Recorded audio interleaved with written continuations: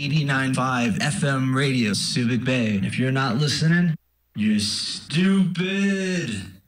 But not as stupid as a fat, dumb American. RCK 89.5 rocks.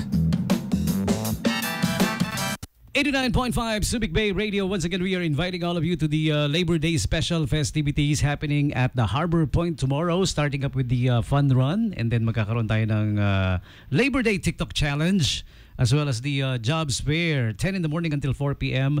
All right. And then on May 3rd, the Human Green Cross Formation at the Rebbe Field. You're all invited, 4 p.m. onwards. And then on May 8th, the Labor Symposium, the talks and the seminar happening at the SBMA Labor and Employment Building 662. Okay. So you're all invited. That's going to be on May 8th. At 10 in the morning till 4 p.m. Okay? You're all invited. Labor Day festivities happening May 1, May 3, and May 8. Okay? And right about now, we have here at the station the students from Sumulong College of Arts and Sciences. Am I right? Did I get it right? Okay. Sumulong. SCAS. Ayan. And their campus is located at Antipolo in Rizal. Okay. Kamusta yung campus nyo? Malaki ba? Not that much. Okay. Malaki ba? Sus Mario, Sep. Malaki yung bayarin, no? Hindi malaki yung campus. Okay, that's a good one, ha? Okay. Kamusta naman yung ano? Yung kantin nyo malaki rin. Masarap yung pagkain. Wala ka ba nakikita, pare? Yeah. O yung sasagot, gamitin nyo yung mic, ha, para marinig sa ere. Promise, hindi marinig pag walang mic. Okay. Ayan. So, anong course kayo? Anong course nitong mga batch ng students na to? Mga IT po. Mic please. Mga? Best IT po. IT po. IT. Ayan. Information technology. Lahat kayo, IT? Hindi. Ano pa iba? IT? Yun. Oh, tama. Relate naman, no? Na-drop by kayo sa radio station. The technology. Ayan. We're using this very old app. Ayan. And alam nyo na, live streaming. Ayan. Ito yung source ng DJ. Kapag ka nagsasalita siya, kala nyo, alam niya sinasabi niya, no? Binabasa niya lang yun. Ito. Okay. So, who has plans of, pag graduate, sinong may plans of working in a radio station? Meron ba sa inyong, yan ang plano? Undecided pa, no? Oh, it comes with the, talaga. Usually, pagka, may kilala nga ako, nag-take up ng nursing, pero ang plano niya sa buhay, maging motocross champion. Vroom!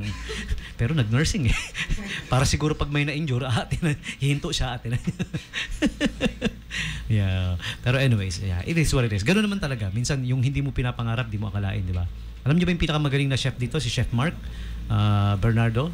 He has put up a couple of restaurants here. Pero ang naging course niya sa TESDA, welding.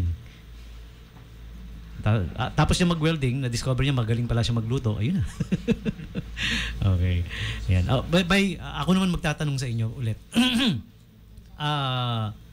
May mga graduating ba? Wala? Sure. May hopefully graduating. Hindi sure. Yung hopefully graduating meron. Pag graduate na kayo, given na lahat na siguro. Pag graduate na kayo, ano may miss sa school nyo? Ano na? Ano sa'yo, ate? Ano sa mo? Yung pag-aaral. Kasi matapos na, no? Yung baon.